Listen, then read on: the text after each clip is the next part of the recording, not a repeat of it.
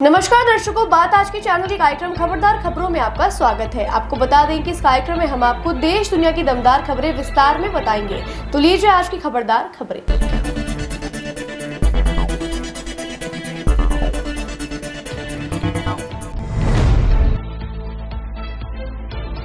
Abu Dhabi के Prince crown Sheikh वालिद बिन मोहम्मद बिन जायद अल नहायन ने आज राष्ट्रपति द्रौपदी मुर्मू से मुलाकात की। वहीं पीएम मोदी ने प्रिंस क्राउन का हैदराबाद हाउस में स्वागत कर मुलाकात की।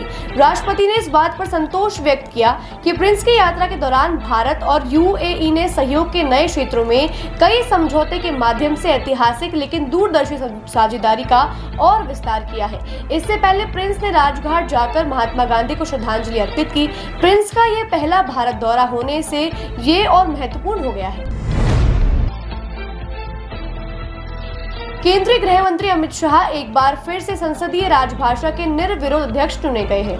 नई सरकार के गठन के बाद संसदीय राजभाषा समिति के पुनर्गठन के लिए सोमवार को समिति की बैठक हुई थी। इसमें शाह को निर्विरोध सर्वसम्मति से अध्यक्ष चुन लिया गया है। अमित शाह 2019 से 2024 के दौरान भी अध्यक्ष थे।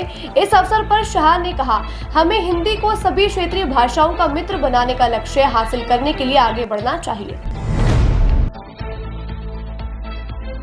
प्रधानमंत्री नरेंद्र मोदी और राष्ट्रपति पुतिन के मध्य हुई फोन वार्ता के दौरान यह तय किया गया था कि शांति से संबंधित विचारों पर चर्चा करने के लिए भारत अपने राष्ट्रीय सुरक्षा सलाहकार अजीत डोभाल को रूस भेजेंगे, जहां वे रूसी समकक्ष और ब्रिक्स के अन्य सदस्य देशों के प्रतिनिधियों से मुलाकात करेंगे। हाल ही में रूस के राष्ट्रपति व्लादिमीर पुतिन ने यूक्रेन के साथ शांति वार्ता को लेकर कहा था, इसके लिए चीन, भारत और ब्राजील मध्यस्थ की भूमिका निभा सकते हैं। पुतिन के बाद इटली के प्रधानमंत्री जॉर्जिया मेलोनी ने भी कहा था कि भारत यूक्रेन युद्ध को खत्म कराने में महत्वपूर्ण भूमिका निभा सकता है। सोमवार को हुई सुनवाई के दौरान सीजेआई ने कहा कि डॉक्टर्स वापस काम पर लौटे और हमें उन्हें दी जाने वाली सभी सुविधाएं सुनिश्चित करेंगे। अगर वो ऐसा नहीं करते हैं तो उनके खिलाफ कड़ी कार्यवाही की जाएगी। उधर हड़ताल कर रहे डॉक्टर का कहना है कि अभी तक पीड़िता को न्याय नहीं मिला है और न ही स्वास्थ्य सचिव और डीएचई ने इस्तीफा दिया है। हम अपनी हड़ताल और काम बंद जारी रखेंगे। वहीं आज स्वास्थ्य भवन तक रैली निकाल कर विरोध करेंगे। वहीं सुप्रीम कोर्ट ने डेडलाइन आज शाम 5 बजे खत्म हो जाएगी। देखना यह है कि सुप्रीम कोर्ट आगे क्या निर्णय लेता है। गाजा में इजरायली हमले में 40 लोगों की मौत हो गई है और करीब 60 लोगों के घायल होने की खबर सामने आ रही है। यह जानकारी गाजा की नागरिक सुरक्षा एजेंसी ने साझा की है। मंगलवार रात इजरायल ने फिलिस्तीनी क्षेत्र के दक्षिण में हमला किया। इजरायल की सेना ने हमास कमांड सेंटर पर निशाना बनाया था। यह हमला गाजा के खान यूनिस शहर के अल मवासी इलाके में किया गया। इस इलाके में एक टेंट कैंप पर 4 मिसाइलों से हमला किया गया, जिससे 20 टेंटों में आग लग गई है। इस टेंटों में विस्थापित फिलिस्तीनियों ने शरण ले रखी थी। हमला इतना खतरनाक बताया गया कि 40 फीट तक के गड्ढे हो गए हैं। 60 घायलों में अधिकतर बच्चे व महिलाएं भी शामिल हैं। हरियाणा विधानसभा चुनाव से पहले कई राज्यों में हिंसा की खबरें सामने आ रही थी, लेकिन सोमवार रात पंजाब से एक बड़ी खबर सामने आई है, जहां आम आदमी पार्टी के नेता तरलोचन सिंह के अज्ञात हमलावरों ने हत्या कर दी। यह घटना लुधियाना के खन्ना इलाके में हुई है। यह हमला उस समय हुआ जब तरलोचन सिंह अपने खेत से घर लौट रहे थे। तरलोचन सिंह आम आदमी पार्टी की किसान शाखा के अध्यक्ष थे। बताया जा रहा है कि तरलोचन सिंह इस बार सरपंच का चुनाव लड़ने की तैयारी कर रहे थे। आम आदमी पार्टी के नेताओं ने इस हत्या की घोर निंदा की और पंजाब में कानून व्यवस्था पर सवाल उठाए। बोला यह विपक्ष की साजिश है कि वह आम आदमी पार्टी के नेताओं को चुनाव में डरा धमकाकर घर बैठने को मजबूर कर रहे हैं। अमेरिका के जॉर्ज टाउन विश्वविद्यालय में छात्रों को संबोधित करते हुए राहुल ने कहा कि हमारी संस्थाओं को भाजपा और आरएसएस ने जो नुकसान पहुंचाया है, उन्हें उससे उभरना है। यह इतना आसान नहीं है। राहुल ने कहा, भारत में एक ढांचा तैयार हो चुका है जो कि विपक्ष पर हमला करता है। जांच एजेंसियों, कानून व्यवस्था जिस तरह से चल रही है उसे बंद करना होगा। सबसे बड़ी चुनौती संस्थाओं को पहले जैसा बनाना होगा। हमें संविधान की रक्षा करनी है। राहुल ने कहा, भारत में 2 ही लोग, अडानी और अंबानी सभी कारोबार चला रहे हैं। राहुल ने कहा, हमें पूरा भरोसा है कि आने वाले समय में हम गठबंधन की सरकार बेहतर तरीके से चलाएंगे।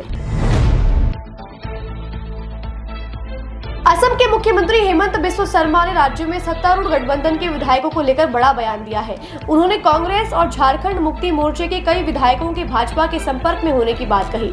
सोमवार को रांची पहुंचे असम के सीएम ने पत्रकारों को बताया कि झारखंड मुक्ति मोर्चा कांग्रेस के विधायक जल्द ही टूटकर अन्य पार्टी में जाएंगे। उन्होंने कहा, हमारी पार्टी झारखंड में चुनाव जीतने वाली है।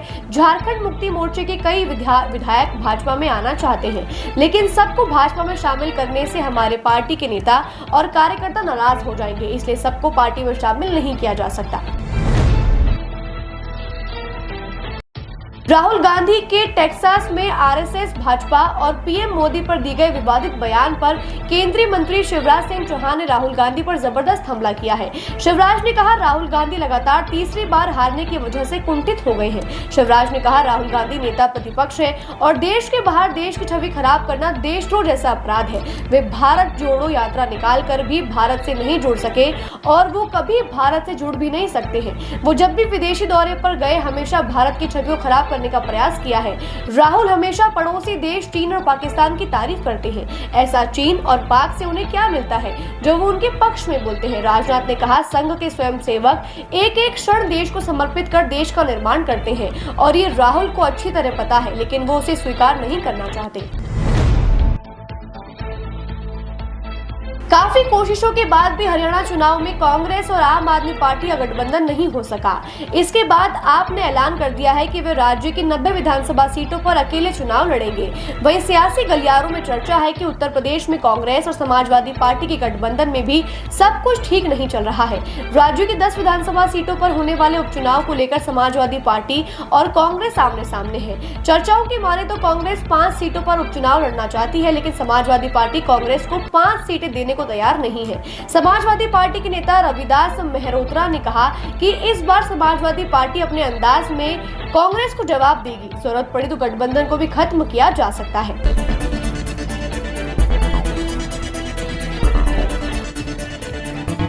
खबरदार खबरों में आज के लिए बस इतना ही। कल फिर नई खबरों के साथ हम होंगे आपसे रूबरू। नमस्कार।